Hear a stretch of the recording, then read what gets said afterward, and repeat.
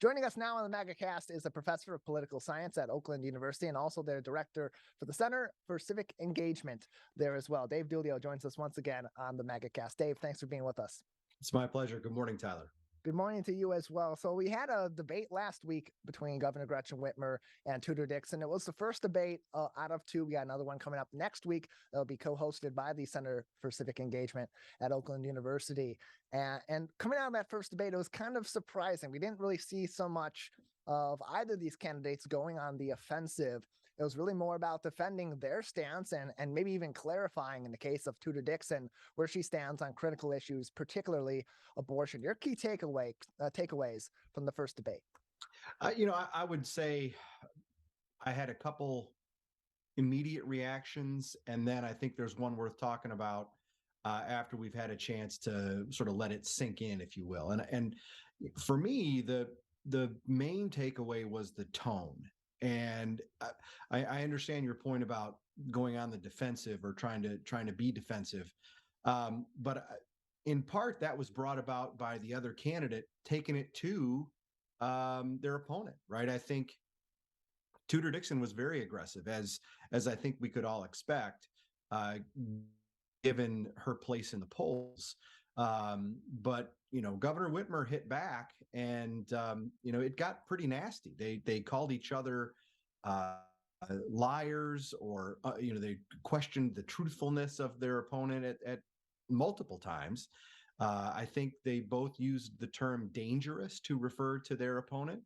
So it was pretty nasty. And the other one for me was it's always tough to criticize the moderator because they're in a tough spot, but it was surprising to me that the economy didn't come up, inflation didn't come up until 45 minutes into the debate. That was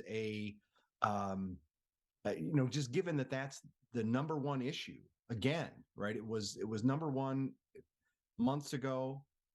Abortion supplanted it for the summer and the early fall, and now we're seeing polling that demonstrates the economy, inflation, gas prices is the top concern of folks in Michigan, and the one that I think we needed to let sink in a bit was, and I think we're seeing this in the polls, right? Is that the race is tightening. So from all accounts, Tudor Dixon helped herself quite a bit on in that debate last week, and I think that she's going to try to ride that momentum when we have the next one on the 25th.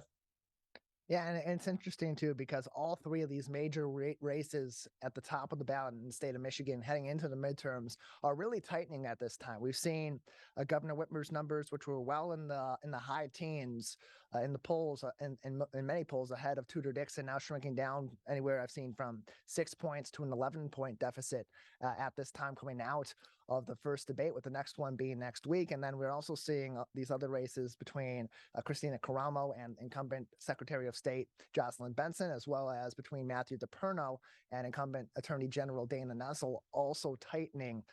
In particular, it's interesting, the Nessel versus DePerno battle, because that we're seeing, there's an interesting article from Dave Boucher at the Detroit Free Press about that today, actually. It just was posted a little while ago.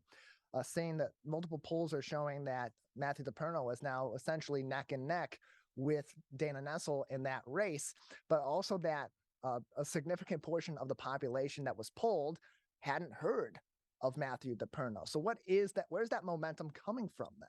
Yeah, I think that that's certainly true, that Mr. DePerno has less name recognition across Michigan, certainly than his opponent, and I think certainly than his campaign would like to have, right? They're all tightening because Michigan is a competitive state. Michigan's a 50-50 state. Joe Biden won Michigan last time by 150,000 votes out of many millions cast. That's a really small margin. I think what we've seen, in the first part of the campaign season, when maybe all those statewide candidates had larger leads in polling, is some Republicans maybe not being convinced that they were going to, vote for their party's nominees, or waiting to find out more about their party's nominees. But the tightening is Republicans coming home, right? Republicans are coalescing. Republicans are getting behind their nominees, and I think it's in part because the comparisons and contrasts with the Democrats' nominees are coming out, and I think the debate between Governor Whitmer and Mrs. Dixon is pointed and in terms of showing those contrasts, and that's what Republicans are reminded of, that hey, look, maybe I don't like Matt DePerno or Christina Caramo, and maybe they wouldn't have been my first choices, but you know what, I really don't want those Democrats in office. So I think that's an internal conversation that many Republicans are having in their own minds right now. And it was probably predictable had we taken an unemotional examination of it, months ago. The next debate between Governor Gretchen Whitmer and Republican challenger Tudor Dixon will be October 25th. That's next week, Tuesday, 7 o'clock, 1 hour commercial free broadcast locally where we originate our broadcast in the Detroit area on WXYZ Channel 7. It'll be moderated by Chuck Stokes from Channel 7, as well as WXMI or Fox 17 in Grand Rapids. They're Doug Reardon, and Fox 47 out of Lansing's L. Myers, and also will be simulcast on those stations locally in those areas as well. So all across the state of Michigan on the campus of Oakland University, and co-hosted with the Center for Civic Engagement at Oakland University, Tuesday, October 25th at 7 p.m. And yes, that is the final gubernatorial debate of the season, Tuesday, October 25th at 7 p.m. at Oakland University. As we approach Election Day, only a little over a couple weeks away at this point in time, Dave, we're seeing that more political ads are coming out and being more frequently broadcast, and they're more frequently being negative. There's a lot of opinion on negative political ads and the effect that it has, or positively, and certainly negatively also, on the electorate. I, for one, am not a fan of negative political ads. I'd rather know about a candidate as an independent. What do you plan to do with certain issues, and how could that possibly solve some of these problems, than why your opponent is the worst thing that you've ever seen in your entire life. But from your perspective, teaching this to students in the political realm and political science, just how effective are political ads? Are they positive, or are they more negative? Yeah, Tyler, it's a great question, and it's one that political scientists struggle with. The empirical evidence that exists is mixed. For every study that shows there's a negative effect from political advertising, and by negative I mean, maybe it drives down turnout, or it doesn't have much of an effect on how much information people gather or retain. There's another study that shows just the opposite, and it's one of those questions that as I said has puzzled political scientists, and we measure phenomena in politics as best we can, and sometimes it's just hard to do that. And I think that's really the crux of the problem with those studies. But we can boil things down pretty plainly, and I would put it this way, that if they didn't work, campaigns wouldn't use them, right? So for me, that's enough explanation. We have tens of millions of dollars, if not hundreds of millions of dollars, that are being spent on TV ads in Michigan and across the country. Many of them are negative, and it's not a surprise that a couple of weeks out from Election Day, when absentee ballots are in the hands of voters and people are preparing to go to the polls, that things turn up in terms of negativity. I would expect that closer to Election Day, maybe the last 4 or 5 days, we start to see less negative ads and more positive ads as candidates try to remind people who they are and remind them that they're not just all negativity. But campaigns and other groups that spend money have limited resources, and they would not use those limited resources on a tactic that did not work. So for my money, negative ads absolutely work.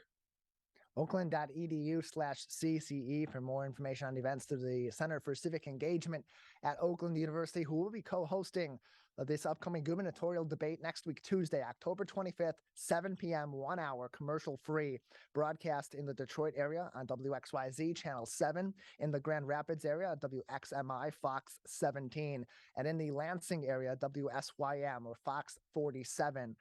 And they will have moderators from each one of those stations. Chuck Stokes from Channel 7, Doug Reardon from Fox 17, and L. Myers from Fox 47 will be moderating this debate at 7 o'clock at Oakland University next week, Tuesday. And Dave, as we talk about the negative ads or the attack ads and their impact on the electorate, especially as they go closer to election day, how do you believe that this time and that particular method of going after your candidates may translate to the second gubernatorial debate, given that it is so close in proximity to election day? Boy, I think you're going to see Tudor Dixon continue her aggressive posture against Governor Whitmer, right? Even though the race is likely tightening, she's probably still behind, and she needs to make up that ground. So she needs to continue to introduce herself to voters. I think it's and we should have talked about this at the top too, is that first debate with Wood TV over in Grand Rapids was not broadcast here in Southeast Michigan on TV, right? You could find it online and all the major players streamed radio, it. But still that it was not broadcast for people to see here in our part of the state. And that's unfortunate. So this might be the first time a lot of folks get to see and hear from the candidates directly, not through a filter of a TV ad or something like that, right? So I think it remains really important for Tudor Dixon to be aggressive and to try and take Governor Whitmer down a notch or two, because that's how she's going to win. And for Governor Whitmer, I think it was also a feature of her performance was that she talked a lot about bipartisanship, how she had signed 900 bills into law in her time so far, and that they're all bipartisan. Well, that's true, right? She has been dealing with a Republican legislature, so by definition, anything that comes out of there and that she signs is bipartisan. But she tried to feature that quite a bit, and I think that is tipping off her strategy for at least the first debate, and I would imagine the second one too, is that she's trying to reach those independent and persuadable voters, while Tudor Dixon might be still trying to shore up some of her base. At the same time, attract enough of those independent and persuadable voters to put her over the top. The next debate, of course, October 25th, next week, Tuesday, 7 p.m. at Oakland University, broadcast across the state on Fox 47 in the Lansing area, Fox 17 in Grand Rapids, and Channel 7 here in the Detroit area. It's co-hosted by the Center for Civic Engagement. It's also a big day that day for the Center for Civic Engagement, as it's Civility Day during the day and maybe not so much at night with the candidates at 7 o'clock for that debate. Tell us about Civility Day and how people can get involved and join in on the more positive festivities earlier on that day. Yeah, sure. Civility Day is a partnership with the Civility Project, and you had Nolan Finley and me on a few weeks ago to talk about it. It's Nolan Finley and Stephen Henderson, right? Nolan from the Detroit News, Stephen from WDET, and they have come together to start the Civility Project, which really is about their relationship as polar opposites in terms of politics, right? Yet two folks who maintain their principles and maintain a relationship, a good relationship at that, right? Where and they talk about how they learn from each other when they talk about politics, and how they can argue on a TV program, but then go have a drink and talk about non-political things and be the best of friends, right? So Civility Day is going to bring not only them together, but we'll have Congresswoman Debbie Dingell, Congressman Fred Upton, folks from the religious community, because civility can be strained about more things than just politics, right? So what we'll do is have this broad discussion about civility in public life, and welcome anybody who wants to attend. They can go to oakland.edu/CCE and register. Program starts at 9 a.m. and goes through lunch. You'll have lunch provided for you, and it'll be a great day of discussion and conversation.